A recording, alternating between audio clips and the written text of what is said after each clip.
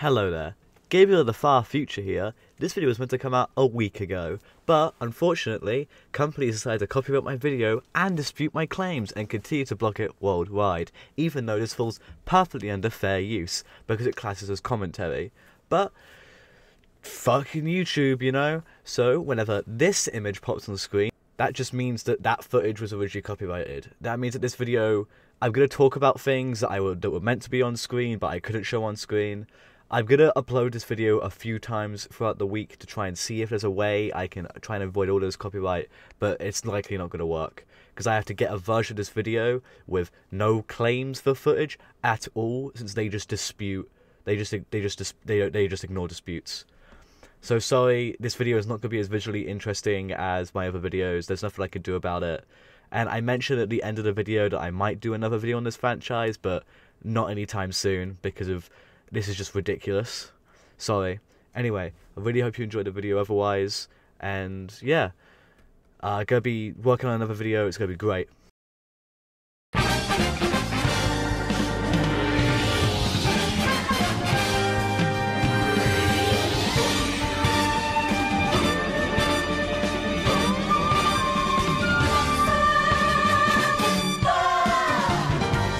Lupin III. I decided to get into this iconic franchise recently after I saw a video pop up in my recommended by Hey It's Connorth, where they subjected themselves to watching every single Lupin III movie, and considering there's almost 50 years worth of them, God, I do not envy them. Watching that video finally gave me the push I needed to check out this iconic franchise. So using that movie watching guide that I will link in the description, I watched a ton of Lupin movies of varying tone, genre and style, and immediately fell in love with this franchise. And now I've seen a ton of movies and several parts of the show. So in this video, I'm going to explain how anyone can get into this franchise, whether through the movies or the TV show, because God, I love this franchise, and I need people to talk to about it. Seriously, no one I know watches this franchise, probably because it isn't that big in any English-speaking country. I need people to talk to about some of these movies, because I love them so much.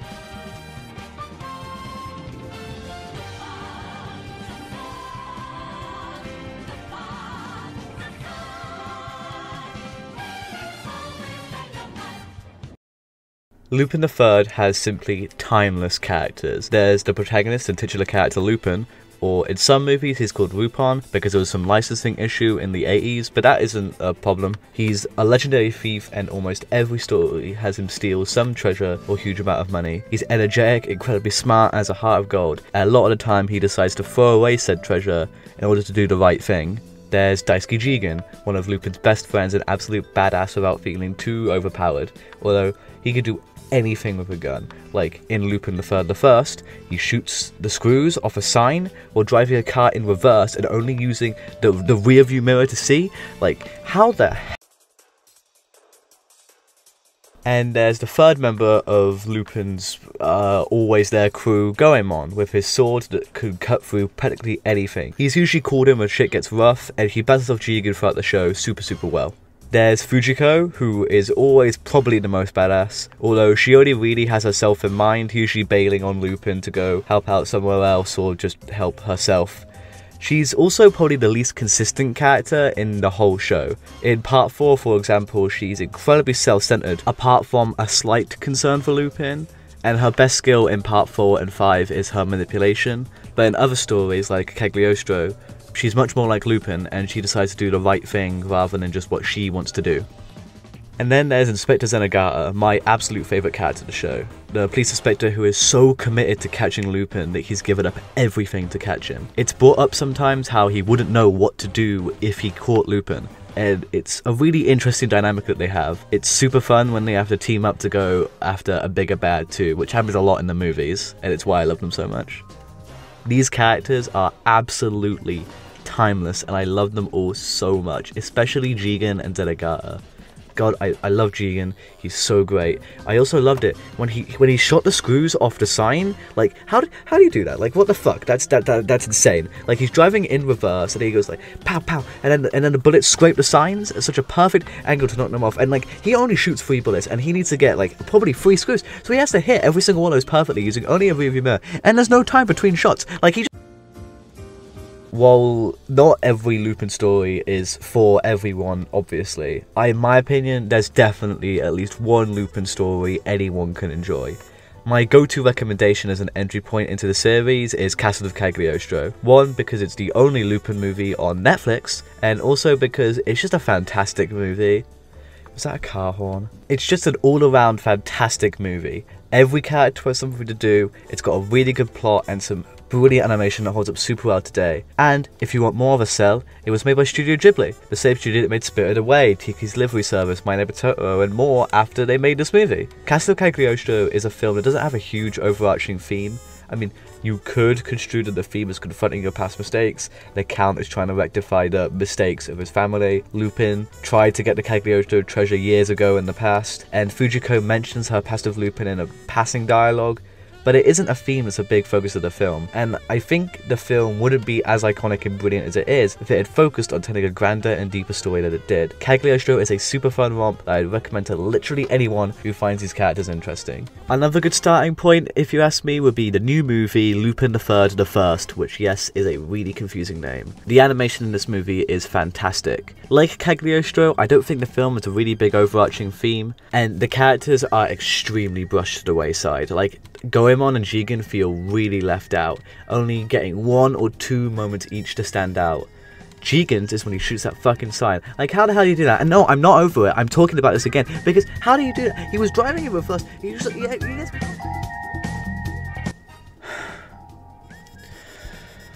The last good movie that I think you could start the franchise with is probably The Fuma Conspiracy.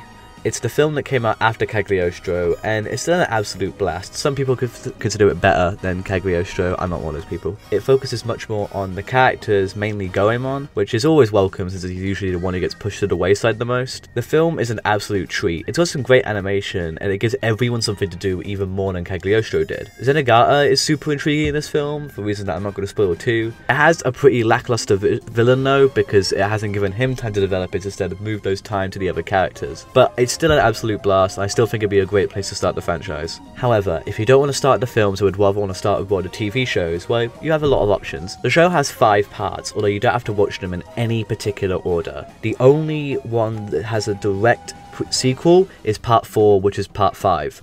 So you can watch them in any order apart from that though.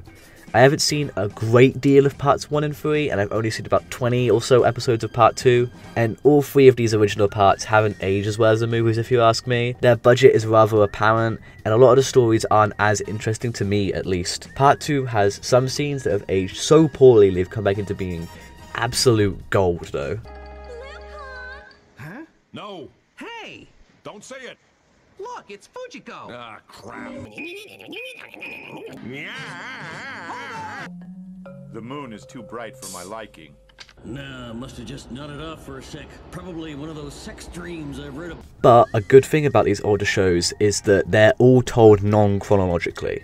So you can skip any episode you're not enjoying, or an episode doesn't have an interesting premise, or if you're like me and like Fujiko as a character, and you don't like the episodes where Fujiko is captured and just becomes a damsel in distress, which happens a lot, then you could just skip that episode to something that's a bit more up your alley or something that you would personally prefer. I know I've railed on the original 3 shows for 2.5 paragraphs now. I still think that all of these shows can be great, and I think that they would all work as good starting points. They're just not shows I personally enjoy myself. And even though I'd say I didn't enjoy them, I'm still watching more of part 3 every week or so. I think it's starting to grow on me. So, like, the worst of Lupin is still great because of these super fun characters that are just a blast to watch.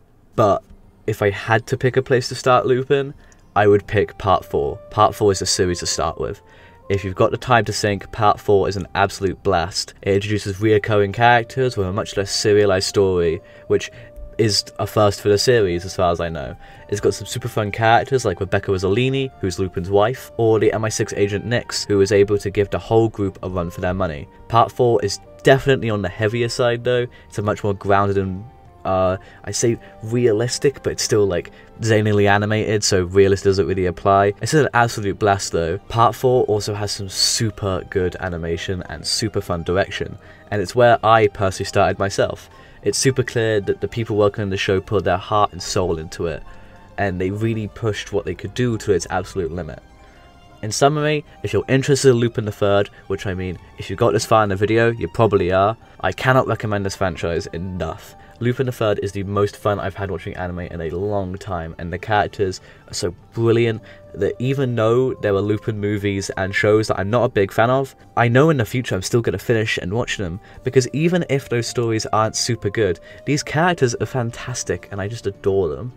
If you want the best from the franchise's movies, starting with Cagliostro would be a great place. It's the place that I think everyone should start. The film has everything you can expect from the franchise in it, and it's aged brilliantly because it's Miyazaki, so obviously it would. It's also the only Lupin thing I could find on Netflix. Although if you're someone who wants a less serialized plot, some steady direction, and you don't mind the fact that the show doesn't have an English dub, start with Part 4. It's where I started and I absolutely love Part 4 so much. Okay, gonna keep this outro brief so I don't have to edit much so I can really churn this video out. Apologies for the video that's on the shorter side.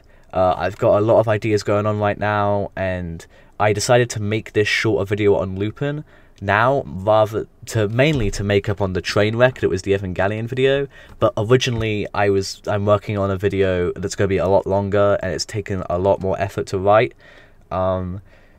That was going to be my next one, but it's still in the